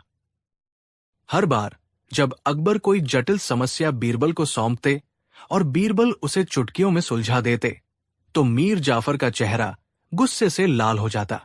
वो हमेशा दरबार में बीरबल के खिलाफ फुसफुसाहटें करता रहता था। एक शाम जब अकबर और बीरबल शतरंज खेल रहे थे, मीर जाफर ने बादशाह से कहा, जहांपना, बीरबल को अब आराम देना चाहिए। वो हर बात में अपनी बुद्धि का प्रयोग करते हैं, जिससे शाही मसले मजाक बन जाते हैं। मेरी राय में हमें बीरबल को कुछ समय के लिए किसी ऐसे काम पर लगाना चाहिए जहां केवल शक्ति और बल की आवश्यकता हो, ताकि वे समझ सके कि हर चीज बुद्धि से हल नहीं होती। अकबर ने मीर जाफर की बात को अनसुना कर दिया, लेकिन मीर जाफर ने हार नहीं मानी। उसने बीरबल को फंसाने के लिए एक विस्तृत योजना बनाई। मीर जाफर जानता था कि अकबर को सबसे ज्यादा अपनी प्रजा की खुशी और वफादारी प्यारी थी। उसने तय किया कि वो बीरबल पर राजद्रोह या अकर्मण्यता का इल्जाम लगाएगा। मीर जाफर ने चुपके से शहर के 4 सबसे बड़े चोरों को इकट्ठा किया और उन्हें भारी रिश्वत दी। उसने चोरों को निर्देश दिया कि वे एक साथ शहर के 4 अलग अलग कोनों से सबसे बड़ी चोरी करें। एक चोर शाही बाजार से कीमती आभूषण चुराएगा, दूसरा एक धनी व्यापारी के घर से सोने के सिक्के, तीसरा एक मंदिर से कीमती मूर्तियां और चौथा शाही अस्तबल से सबसे तेज घोड़ा। योजना यह थी कि जब चारों चोर पकड़े जाएंगे तो वे बीरबल के खिलाफ गवाही देंगे। मीर जाफर ने चोरों को सिखाया, जब तुम पकड़े जाओ तो ये कहना कि तुम बीरबल के गुप्तचर थे। तुम कहना कि बीरबल ने तुम्हें चोरी करने का आदेश दिया था, ताकि वो चोरों को पकड़ने का नाटक कर सके और बादशाह से बड़ा इनाम पा सके। तुम ये भी कहना कि वो इस तरह अपनी संपत्ति बढ़ा रहा है। चोरों ने लालच में आकर मीर जाफर की योजना पर अमल किया। अगले ही दिन आगरा में हड़कंप मच गया। एक साथ 4 बड़ी चोरियां हुई। शाही अस्तबल से घोड़ा, बाजार से आभूषण, व्यापारी के घर से सोना और मंदिर से मूर्तियां गायब थी। अकबर बहुत क्रोधित हुए। उन्होंने तत्काल बीरबल को बुलाया और इस गंभीर संकट को सुलझाने का आदेश दिया। बीरबल ने अपनी पड़ताल शुरू की। चूंकि चोरों ने जानबूझकर अपने पीछे सबूत छोड़े थे, जैसा मीर जाफर ने उन्हें निर्देश दिया था, ताकि बीरबल आसानी से उन तक पहुंच सके। बीरबल ने 3 दिनों के भीतर चारों चोरों को पकड़ लिया। जब चोरों को अकबर के सामने पेश किया गया तो मीर जाफर के चेहरे पर जीत की चमक थी। अकबर ने कठोर आवाज में पूछा, तुम लोगों ने ये चोरियां क्यों की? तुम्हारा सरदार कौन है? चोरों ने तुरंत मीर जाफर के सिखाए हुए शब्द दोहराए। पहला चोर चिल्लाया, जहां पनाह, हम बीरबल के गुप्तचर हैं। उन्होंने हमें ये चोरी करने को कहा था ताकि वो पकड़े जाने का नाटक करके खुद को बुद्धिमान सिद्ध कर सके और हमें मिलने वाले इनाम का आधा हिस्सा उन्हें दे सके। दूसरा चोर बोला, हां हुजूर, बीरबल बहुत लालची हो गए हैं। वो इस तरह शाही खजाने और ईमानदार व्यापारियों को लूट रहे हैं। तीसरा और चौथा चोर भी इसी तरह की बातें दोहराने लगे। दरबार में सन्नाटा छा गया। अकबर का चेहरा गुस्से से स्याह पड़ गया। उन्हें विश्वास नहीं हो रहा था कि उनका सबसे प्रिय मित्र इतना नीच काम कर सकता है। मीर जाफर तुरंत आगे आया। जहां पनाह, मैंने आपको पहले ही चेतावनी दी थी कि बीरबल की बुद्धि उनकी वफादारी से बड़ी हो गई है। ये उनके लालच का सबूत है। अकबर ने भारी मन से बीरबल को अपने पास बुलाया। बीरबल, क्या यह सच है? क्या तुमने इन चोरों को चोरी करने का आदेश दिया था? बीरबल ने शांत भाव से बादशाह की आंखों में देखा। जहां पनाह, चोर हमेशा झूठ बोलते हैं, खासकर तब जब उन्हें किसी ने झूठ बोलने के लिए सिखाया हो। ये चोर झूठ बोल रहे हैं, लेकिन मैं जानता हूं कि कौन सच बोल रहा है। मुझे केवल 24 घंटे का समय चाहिए ताकि मैं चोरों के सरदार का पता लगा सकूं, उस सरदार का जिसने इन चोरों को मुझसे झूठ बुलवाने के लिए भेजा। अकबर ने बीरबल को अंतिम मौका दिया। ठीक है बीरबल, यदि कल तक तुम इस षड्यंत्रकारी का नाम नहीं बता पाए तो तुम्हें न केवल पद से हटाया जाएगा बल्कि तुम्हें आजीवन कारावास की सजा भी दी जा सकती है। मीर जाफर मन ही मन खुश हुआ। उसने सोचा, चोरों को खुद उसने पैसा दिया है। बीरबल भला कैसे ये साबित करेंगे कि चोर झूठ बोल रहे हैं? बीरबल ने वो रात महल में नहीं बल्कि चोरों के साथ शाही जेल में बिताई। उन्होंने चोरों से कोई पूछताछ नहीं की, नहीं उन्हें डराया। इसके बजाय वो उनके प्रति दयालु रहे। अगली सुबह बीरबल दरबार में लौटे। उनके साथ एक साधारण मिट्टी का घड़ा था जो एक कपड़े से ढका हुआ था। बीरबल ने बादशाह के सामने उस घड़े को रखा। जहां पनाह, बीरबल ने कहा, मैंने पूरी रात इन चोरों से बात की और उनके झूठ को समझने की कोशिश की। मैंने उनसे पूछा कि उनके सरदार ने उन्हें क्यों चुना और उनका असली मकसद क्या था। बीरबल ने नाटकीय अंदाज में घड़े पर से कपड़ा हटाया। घड़े के अंदर कुछ नहीं था, वो पूरी तरह खाली था। बीरबल ने फिर मीर जाफर की ओर देखा जो बहुत बेचैन था। जहां पनाह, मेरा मानना है कि इन चोरों को किसी ने भारी मात्रा में सोना दिया है। वो सोना किसने दिया, इसका जवाब ये घड़ा देगा।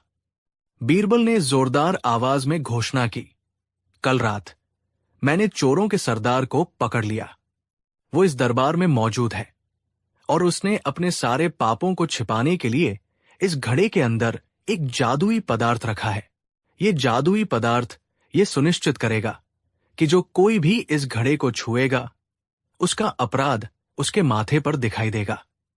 पूरा दरबार थर्रा उठा। ये कैसी जादूगरी थी? बीरबल ने आगे कहा, यह जादुई पदार्थ केवल एक ही काम करता है। जिसने षड्यंत्र रचा है उसका माथा छूने पर यह न्याय का निशान छोड़ देगा। मैं इसे साबित करता हूं। बीरबल ने घड़े में हाथ डाला और उसे बाहर निकाला। उनका हाथ पूरी तरह साफ था। देखा, चूंकि मैं निर्दोष हूं, मुझ पर कोई निशान नहीं आया। अब मैं सभी दरबारियों से अनुरोध करता हूं कि वे एक एक करके आगे आए और इस घड़े को छूकर अपनी बेगुनाही साबित करें। सबसे पहले अकबर ने उत्साहपूर्वक आगे बढ़कर घड़े को छुआ। उनका हाथ साफ था। फिर एक एक करके सभी दरबारी घड़े को छूने लगे। मीर जाफर की सांसें तेज हो गई। उसने सोचा, ये कैसा जादू है? क्या बीरबल सच में कोई जादुई पदार्थ लेकर आए हैं? अगर मैं घड़े को छूता हूं और मेरे माथे पर कोई निशान आ जाता है तो मैं पकड़ा जाऊंगा। मीर जाफर का डर इतना वास्तविक था कि जब उसकी बारी आई तो उसने हाथ आगे बढ़ाया, लेकिन घड़े को छूने से ठीक पहले अपना हाथ वापस खींच लिया। बीरबल ने मीर जाफर को देखा। मीर जाफर, क्या तुम डर गए? आओ, अपनी बेगुनाही साबित करो। मीर जाफर ने बहाना बनाया, मुझे लगता है कि यह घड़ा किसी रोग से दूषित है। मुझे छूने में डर लग रहा है, कहीं मुझे कोई बीमारी न हो जाए। अकबर को मीर जाफर की बात पर शक हुआ। क्या तुम्हें बीरबल की बुद्धि पर भरोसा नहीं है? छुओ इसे, या मैं मानूंगा कि तुम ही षड्यंत्रकारी हो। दबाव में आकर मीर जाफर आगे बढ़ा। उसने घड़े को इस सावधानी से छुआ कि उसका हाथ घड़े के बाहर ही रह गया और वो अंदर के खाली हिस्से को छूने से बच गया। बीरबल ने मुस्कुराते हुए कहा, धन्यवाद मीर जाफर। अब हम अगले दरबारी की ओर बढ़ते हैं। जब सभी दरबारी घड़े को छूकर जा चुके तो बीरबल ने हाथ धोए और एक चमकदार सफेद कपड़ा निकाला। जहां पनाह, अब मैं आपको अपने असली सटीक वार का रहस्य बताता हूं। यह घड़ा पूरी तरह खाली है। मैंने इसके अंदर कोई जादुई पदार्थ नहीं रखा था। दरबार फिर से हतप्रभ रह गया, लेकिन बीरबल ने आगे कहा, मैंने घड़े को छूने से पहले अपने हाथ पर एक खास किस्म का अदृश्य इत्र लगाया था। ये इत्र मेरे हाथ से घड़े में चला गया। अब जिसने भी घड़े को छुआ उसके हाथ पर इत्र लग गया, और जिसने ये षड्यंत्र रचा है उसे ये डर था कि उसका अपराध उसके माथे पर दिखाई देगा। इसलिए उसने क्या किया होगा? बीरबल ने सफेद कपड़ा लिया और अकबर के माथे पर रगड़ा। कपड़ा साफ था। उन्होंने सभी दरबारियों के माथे पर कपड़ा रगड़ा। कपड़ा हर बार साफ निकला। जब बीरबल मीर जाफर के पास पहुंचे तो मीर जाफर कांपने लगा। बीरबल ने कपड़ा उसके माथे पर जोर से रगड़ा और फिर उसे ऊंचा किया। कपड़े पर इत्र का गाढ़ा पीला निशान दिखाई दिया। मीर जाफर के माथे पर वो न्याय का निशान छप चुका था। बीरबल ने शांत भाव से समझाया, जहां पनाह, यह कोई जादुई इत्र नहीं था। यह सिर्फ साधारण खुशबू वाला इत्र था। लेकिन षड्यंत्रकारी को यह डर था कि उसका अपराध उसके माथे पर दिखाई देगा। इसलिए जब उसने घड़े को छुआ तो डर के मारे उसने तुरंत अपने हाथ से माथा पोंछ लिया ताकि अपराध का निशान मिट जाए। बाकी सभी निर्दोष दरबारियों ने घड़े को छुआ, लेकिन उन्हें कोई डर नहीं था। इसलिए उन्होंने अपने हाथों से अपने माथे को नहीं छुआ। लेकिन मीर जाफर ने अपने झूठ को मिटाने के प्रयास में उस इत्र को अपने माथे पर लगा लिया। मीर जाफर का झूठ, ईर्ष्या और षड्यंत्र उसके अपने ही माथे पर छप गया था। मीर जाफर को फौरन गिरफ्तार कर लिया गया। वो अब भी चिल्ला रहा था कि बीरबल जादूगर है और उसे फंसाया गया है। अकबर ने मीर जाफर को कठोरता से देखा। तुम्हारी ईर्ष्या ने तुम्हें अंधा कर दिया था। तुमने न सिर्फ बीरबल को धोखा देने की कोशिश की, बल्कि मेरे विश्वास को तोड़ने का प्रयास किया। ये अक्षम्य अपराध है। मीर जाफर ने घुटनों पर गिरकर बीरबल से माफी मांगी। मुझे माफ कर दीजिए बीरबल। मैं जानता हूं कि आप मुझसे कई गुना बुद्धिमान हैं। मुझे केवल आपकी प्रसिद्धि से ईर्ष्या थी। बीरबल ने मीर जाफर की ओर देखा। उनके चेहरे पर कोई घमंड नहीं था, केवल हल्की सी उदासी थी। मीर जाफर, तुम बुद्धिमान थे, पर तुमने अपनी बुद्धि को ईर्ष्या और द्वेष की सेवा में लगा दिया। यदि तुम अपनी ऊर्जा मुझे नीचा दिखाने में लगाने के बजाय राज्य की सेवा में लगाते तो तुम आज एक महान दरबारी होते। अकबर ने मीर जाफर को राज्यद्रोह के लिए कठोर सजा सुनाई। उसकी सारी संपत्ति जब्त कर ली गई और उसे राज्य से बाहर निकाल दिया गया। बीरबल ने चोरों को भी सजा दी, लेकिन उन्होंने चोरों के मुखिया से पूछा कि उन्हें मीर जाफर की योजना पर संदेह क्यों नहीं हुआ। चोर के मुखिया ने जवाब दिया, हुजूर, मीर जाफर ने हमें बताया था कि आप बहुत लालची हैं और हमेशा चालबाजी से इनाम जीतते हैं। हमें उनकी बात सच लगी। क्योंकि कोई भी साधारण आदमी किसी को चोरी करने का आदेश नहीं देता और फिर पकड़े जाने का नाटक करने को नहीं कहता। हमें लगा कि ये कोई बड़ी शाही चाल है। बीरबल ने मुस्कुराते हुए अकबर की ओर देखा। जहांपनाह, ये भी एक सबक है। षड्यंत्रकारी हमेशा इस बात का फायदा उठाते हैं कि जिसे वे फंसाना चाहते हैं, लोग उसके बारे में पहले से क्या सोचते हैं। मीर जाफर ने मेरी प्रतिष्ठा को लालची बताकर ही इस झूठ को सच साबित करने की कोशिश की। अकबर ने बीरबल को गले लगाया और उन्हें बुद्धि के समंदर का नया खिताब दिया। बीरबल, तुमने मुझे सिखाया कि ईर्ष्या वो आग है जो जलाने वाले को पहले भस्म करती है। मीर जाफर ने तुम्हें हराने की कोशिश की, लेकिन अपनी ही ईर्ष्या के जाल में फंसकर उसका बुरा हाल हुआ। इस घटना के बाद दरबारियों ने बीरबल की बुद्धि को चुनौती देना छोड़ दिया। उन्हें समझ आ गया था कि बीरबल का सटीक वार हमेशा इतना अप्रत्याशित होता था कि अपराधी को अपनी रक्षा के लिए किया गया प्रयास ही उन्हें फंसा देता था। बीरबल ने न सिर्फ अपनी निर्दोषता साबित की, बल्कि यह भी सुनिश्चित किया कि दरबार में ईर्ष्यालु लोगों का कोई स्थान न रहे। कहानी 6। सम्राट अकबर के दरबार में शांति और सद्भाव बनाए रखना बीरबल की सबसे बड़ी जिम्मेदारियों में से एक था। अकबर का साम्राज्य विशाल था और जहां अनेक प्रकार के लोग एक साथ रहते थे, वहां छोटे मोटे झगड़े या मनमुटाव होना स्वाभाविक था। लेकिन बीरबल हमेशा इस बात पर जोर देते थे कि छोटी सी चिंगारी को भी तुरंत बुझा देना चाहिए, क्योंकि वो बड़ी आग बन सकती है। एक दिन दरबार में 2 प्रतिष्ठित व्यापारी, जिनका नाम घनश्याम और मोतीलाल था, एक छोटे से विवाद को लेकर लड़ने लगे। उनका विवाद बहुत मामूली था। किसकी दुकान की जमीन थोड़ी सी ज्यादा आगे है और किसके घोड़े ने दूसरे के सामान को छुआ था। अकबर ने उन्हें शांति से सुना, फिर कहा, यह कितना बचकाना विवाद है। तुम दोनों शहर के सम्मानित लोग हो। क्या तुम इतने छोटे से मनमुटाव को लेकर दरबार का समय बर्बाद कर रहे हो? घनश्याम ने कहा, जहांपनाह, यह छोटा विवाद नहीं है। मोतीलाल ने मेरी प्रतिष्ठा को ठेस पहुंचाई है। मोतीलाल ने पलटवार किया, नहीं जहांपनाह, घनश्याम ने पहले मुझे चोर कहा था। बात बहस से शुरू हुई थी, लेकिन अब दोनों एक दूसरे पर चिल्ला रहे थे। अकबर ने थककर बीरबल की ओर देखा। बीरबल, इन लोगों को समझाओ। ये छोटी सी बात को इतना क्यों खींच रहे हैं? इन्हें ये समझ क्यों नहीं आता कि छोटे मनमुटाव को तुरंत खत्म कर देना चाहिए? बीरबल ने कहा, जहांपनाह, छोटे मनमुटाव वास्तव में झगड़े के बीज होते हैं।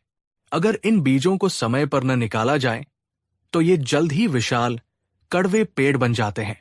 मैं आपको ये बात एक कहानी और एक सबक के माध्यम से समझाना चाहता हूं।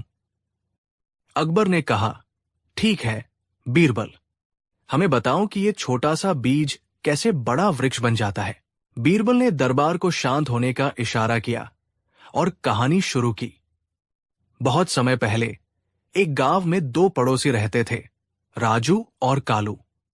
दोनों गरीब थे, लेकिन दोनों की एक दूसरे से गहरी दोस्ती थी।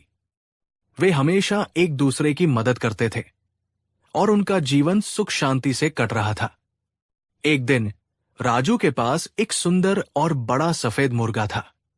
वो मुर्गा रोज सुबह पूरे गांव में सबसे पहले बांग देता था। कालू के पास एक छोटी सी मुर्गी थी जो रोज एक अंडा देती थी। एक सुबह राजू का मुर्गा कालू के घर के पास से गुजर रहा था। कालू की मुर्गी ने बांग देने वाले मुर्गे को देखा और शायद ईर्ष्या से उसने तुरंत एक अंडा दिया, जो राजू के मुर्गे के पैरों के पास जाकर गिरा। राजू ने यह देखा और उसने हंसते हुए कालू से कहा, देखा मेरे मुर्गे की शान।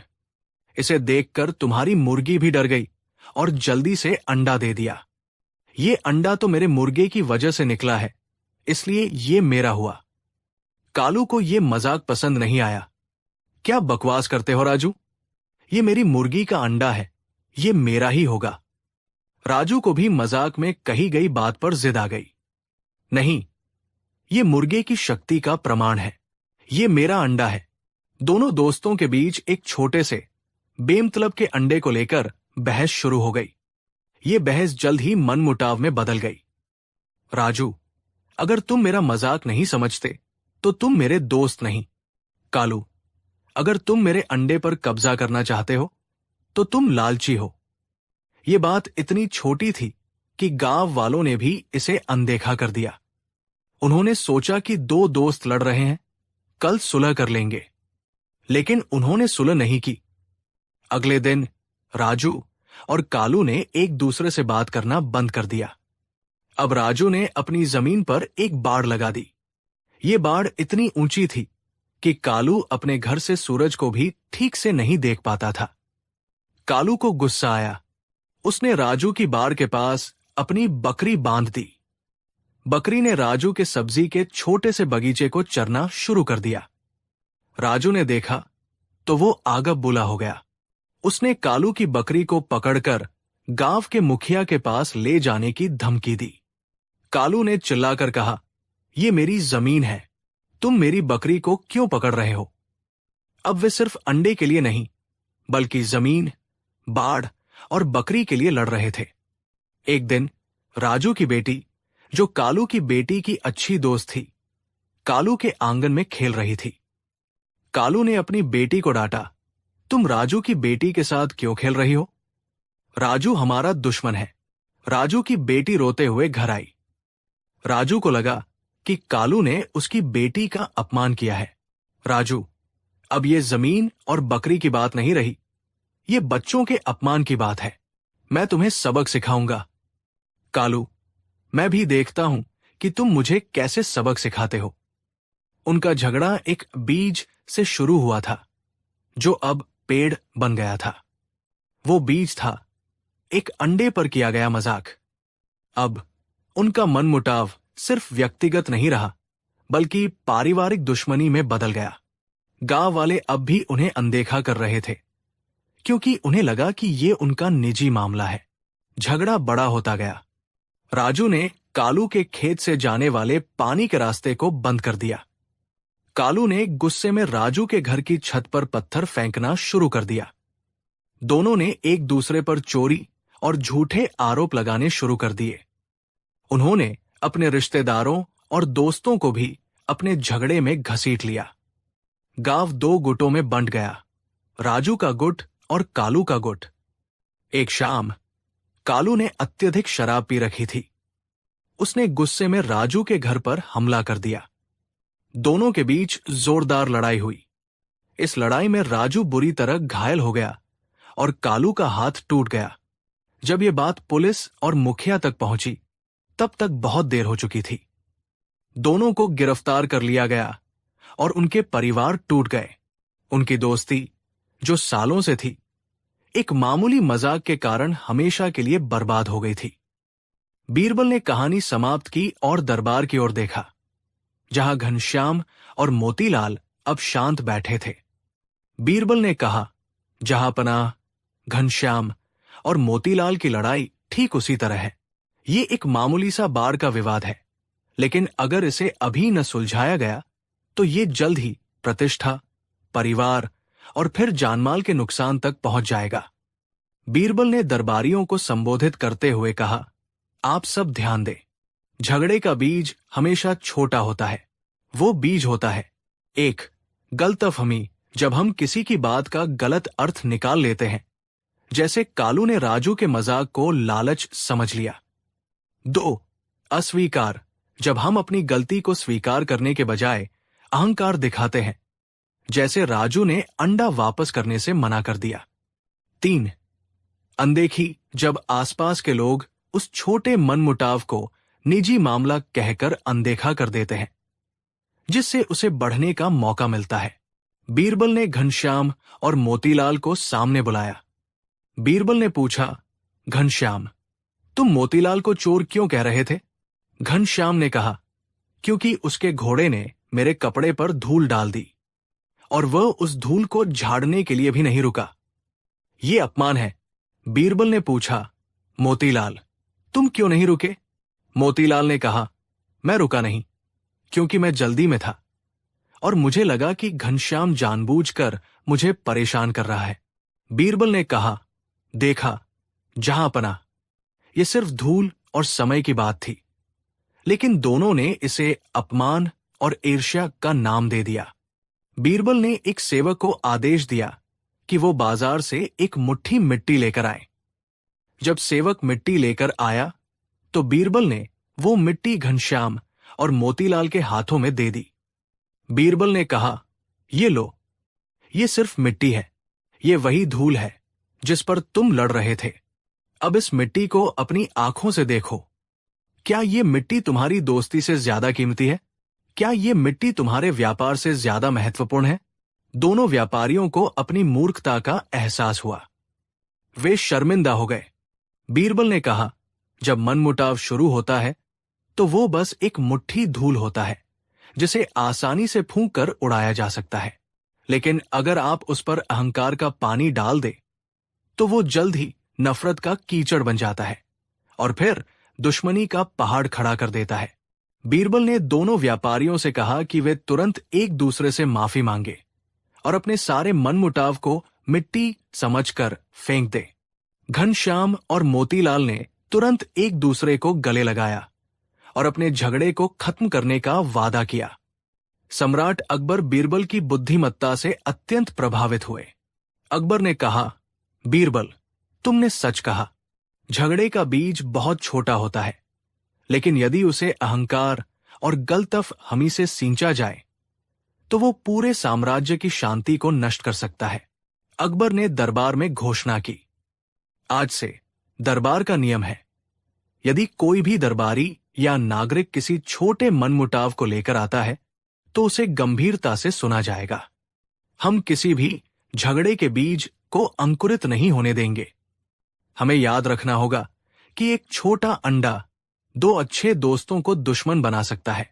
बीरबल की इस शिक्षा ने न केवल घनश्याम और मोतीलाल के झगड़े को खत्म किया, बल्कि दरबारियों को भी ये सबक सिखाया कि अहंकार और अज्ञानता में शुरू हुई छोटी बहसें विनाशकारी परिणाम दे सकती है।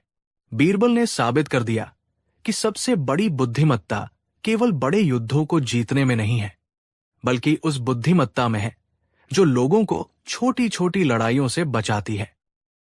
कहानी 7। अकबर का शासनकाल न्यायप्रियता के लिए विख्यात था।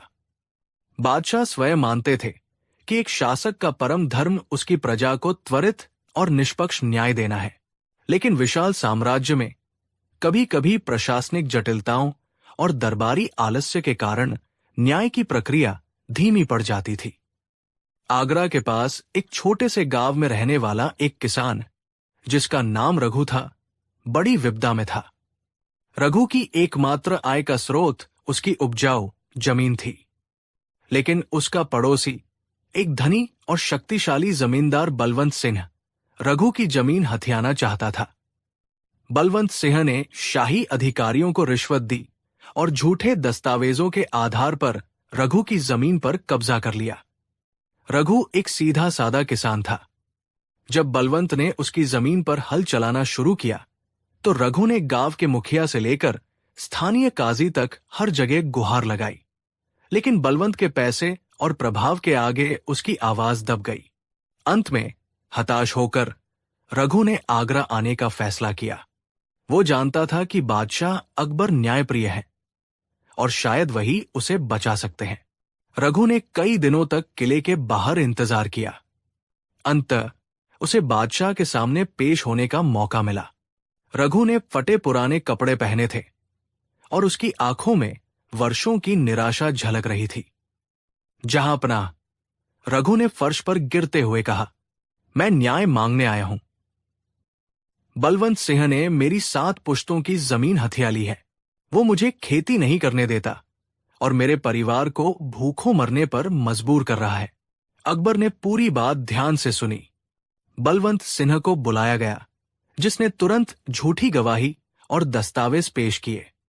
कागजात की जांच और गवाहों के बयानों में काफी समय लगा।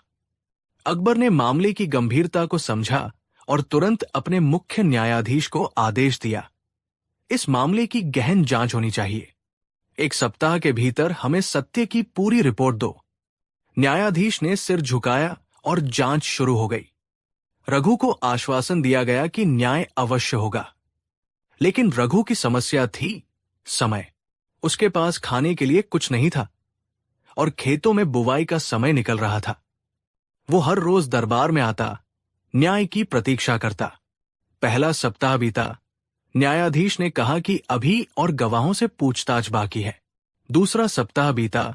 न्यायाधीश ने कहा कि दस्तावेज बहुत पुराने हैं, उनकी प्रामाणिकता जांचनी होगी। तीसरा सप्ताह बीता। न्यायाधीश बीमार पड़ गए। 1 महीने के बाद रघु की स्थिति दयनीय हो गई। वो भूख से कमजोर हो चुका था और उसे पता था कि यदि वो जल्दी अपने खेत पर नहीं लौटा तो वो अपनी अगली फसल खो देगा और उसका परिवार सचमुच मर जाएगा। बलवंत सिंह ने इस देरी का फायदा उठाया और रघु के खेत में अपनी फसल बो दी। रघु ने एक सुबह बीरबल को महल के बाहर घूमते हुए देखा। बीरबल, जो हमेशा प्रजा की नब्ज समझते थे, रघु की निराशा को भाप गए। क्या हुआ किसान? बीरबल ने पूछा।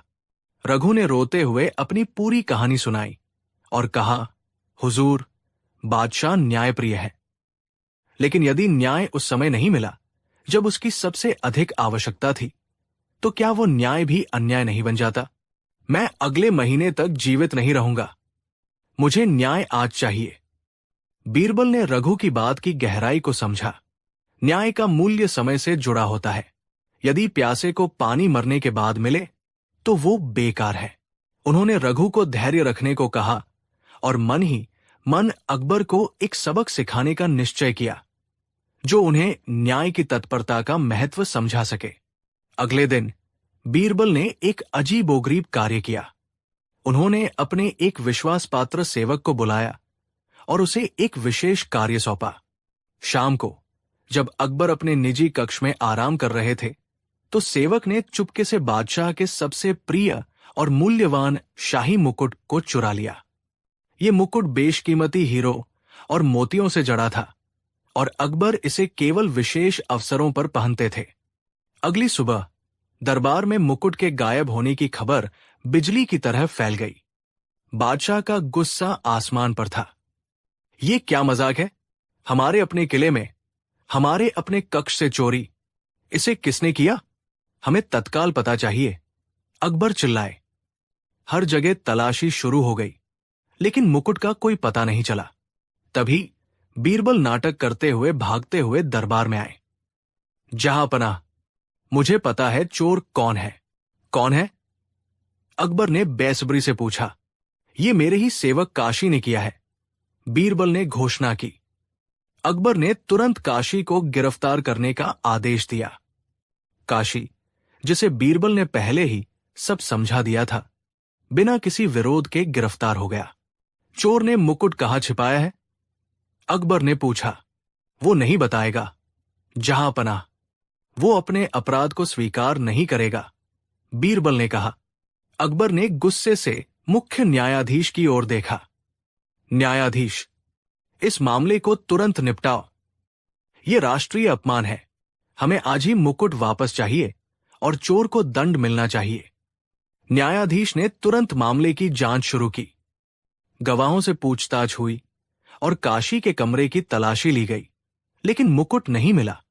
बीरबल ने अब अपनी रणनीति पर काम शुरू कर दिया।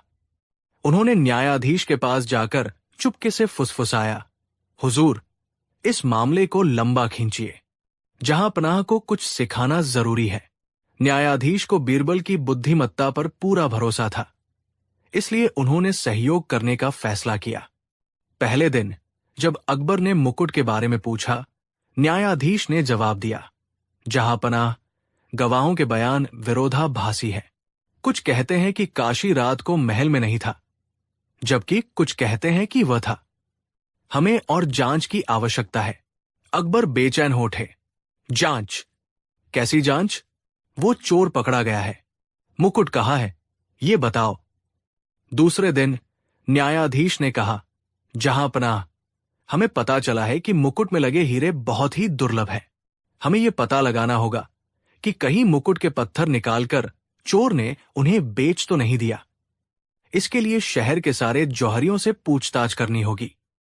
अकबर का गुस्सा बढ़ता जा रहा था। मुकुट उनके लिए सिर्फ धन नहीं, बल्कि शाही सम्मान का प्रतीक था। मुकुट के बिना उनका अगला सार्वजनिक समारोह रद्द करना पड़ सकता था। तीसरे दिन न्यायाधीश ने फिर निराशाजनक जवाब दिया, महाराज, काशी बहुत चालाक है। वो कोई राज नहीं खोल रहा है। हमें उसके परिवार और गांव जाकर पता करना होगा कि क्या उसने मुकुट वहां छिपाया है। ये क्या बकवास है? अकबर चिल्लाए, एक मुकुट, 3 दिन हो गए और तुम एक चोर से सच नहीं निकलवा पाए। ये तुम्हारी अक्षमता है। चौथे दिन अकबर ने बीरबल को अपने पास बुलाया, जो शांत खड़े थे। बीरबल, ये कैसी न्यायिक प्रक्रिया है? हमारा मुकुट गायब है और न्यायाधीश इस मामले को खींचे जा रहे हैं। हमें न्याय आज चाहिए। हमें मुकुट वापस चाहिए। बीरबल ने विनम्रतापूर्वक कहा, जहांपनाह, धैर्य रखिए। न्याय में थोड़ा समय लगता है। ये जटिल मामला है। आपको पता लगाना होगा कि काशी ने किस लालच में चोरी की। उसके पीछे कोई बड़ा षड्यंत्र तो नहीं था। ये सब समझने में समय लगेगा। समय? अकबर आगे बुला हो उठे। तुम्हें नहीं पता कि ये मुकुट हमारे लिए कितना कीमती है? हर पल कीमती है। अगर मुकुट आज वापस नहीं मिला तो मैं न्यायाधीश को बर्खास्त कर दूंगा। बीरबल ने धीरे से पूछा, जहांपनाह, मुकुट खोने से आपको कितना कष्ट हो रहा है? असहनीय कष्ट, अकबर ने कहा। हमारा गौरव, हमारा सम्मान खतरे में है। अब बीरबल ने महसूस किया कि अकबर सबक सीखने के लिए तैयार है। बीरबल ने रघु की ओर इशारा किया, जो दरबार के एक कोने में उदास बैठा था। जहांपनाह, बीरबल ने शांत लेकिन दृढ़ आवाज में कहा, आपको सिर्फ 4 दिनों तक अपना मुकुट खोने का कष्ट झेलना पड़ा और आप इतने बेचैन हैं। आपको लग रहा है कि न्याय में देरी अन्याय है, किंतु इस किसान रघु को देखिए। उसकी पुश्तैनी जमीन, उसकी आजीविका, उसके परिवार का भविष्य, सब कुछ दांव पर है। उसे 4 नहीं, पूरे 30 दिनों से न्याय का इंतजार करना पड़ रहा है। अकबर को अचानक रघु का मामला याद आया। क्या हुआ रघु के मामले का, न्यायाधीश? अकबर ने पूछा। न्यायाधीश ने, जो बीरबल की योजना में शामिल थे, खड़े होकर कहा, जहांपनाह, अभी भी बलवंत सिन्हा के दस्तावेजों की पूरी जांच नहीं हो पाई है। शायद 1 महीने का समय और लग जाए। अकबर ने महसूस किया कि उन्हें कितनी असहनीय पीड़ा हो रही थी सिर्फ एक भौतिक वस्तु खोने पर, जबकि रघु अपने जीवन का आधार खो रहा था। मुकुट के मामले में वे चाहते थे कि न्यायाधीश तुरंत परिणाम दे, लेकिन रघु के मामले में उन्होंने स्वयं ही विलंब को अनुमति दी थी। बीरबल ने आगे कहा, जहांपनाह, जब न्याय की आवश्यकता तत्काल हो और उसे टाल दिया जाए तो अन्याय तुरंत शुरू हो जाता है। रघु के मामले में न्याय में देरी का मतलब है उसे अपनी फसल खोने देना, उसके परिवार को भूखा रखना और जमींदार को उसकी जमीन पर खेती करने देना। यानी हर दिन की देरी बलवंत सिंह के अन्याय को मजबूत कर रही है। मुकुट तो वापस आ जाएगा, जहांपनाह, क्योंकि ये केवल एक वस्तु है, लेकिन यदि रघु की जमीन वापस नहीं मिली तो उसका जीवन नष्ट हो जाएगा। अकबर अपनी सीट से उठे। उन्हें अपनी गलती का एहसास हुआ। उन्होंने देखा कि उनकी प्राथमिकताएं कितनी गलत हो गई थी। एक व्यक्तिगत हानि उन्हें तुरंत न्याय की मांग करने पर मजबूर कर रही थी, जबकि प्रजा की वास्तविक जीवनयापन की समस्या पर उन्होंने प्रशासनिक ढिलाई बरतने दी थी। बीरबल, तुमने हमारी आंखें खोल दी, अकबर ने कहा। न्याय में देरी वास्तव में अन्याय है। अकबर ने तुरंत आदेश दिया कि रघु के मामले की सभी फाइलें उनके सामने लाई जाएं।